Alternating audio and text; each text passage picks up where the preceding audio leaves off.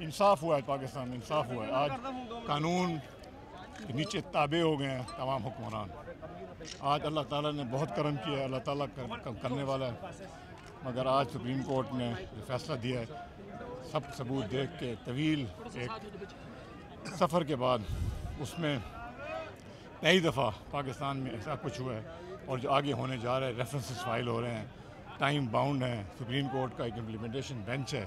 तो मुझे उम्मीद है कि जो चीज़ पिछले 30 साल 40 साल में नहीं हो सकी, बड़े लोगों का एहतसाब, उसका अमल अब शुरू होगा और ये अब रिवर्स नहीं हो सकता। अब मुल्क तब्दील हो गया। मैं जी MPA तहसीन फवाद रावलपिंडी से मैं MP हूँ। अब हम तो वज़ीर आज़म साहब को सलूट पेश करते हैं, वज़ीर आज़म मियाँ मोहम्मद नवाज शरीफ साहब को। देखें, उन्होंने एज अ वज़ीर आज़म होते हुए वो अदालतों में पेश हुए, JIT में गए, उनकी पूरी फैमिली गई। तो ये है कि अभी जो दूसरे लोग हैं उनका भी एहतसाब होना चाहिए।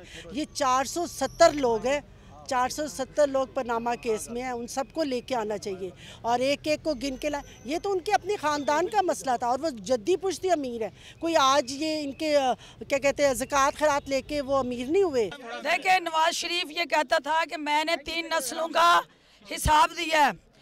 सुप्रीम कोर्ट में तीनों नस्लें चोर साबित हुई हैं और तीनों नस्लों का एहतसाब का दावा करने वाला आज सुप्रीम कोर्ट में तीनों नस्लों की चोरी को, वो जो डकैतियाँ थी, अवाम के टैक्सों का पैसा चोरी करके मनी लॉन्ड्रिंग, आज वो किधर हैं? मोटू गैंग ब्रिगेड आज वो क्यों नहीं नज़र आ रही?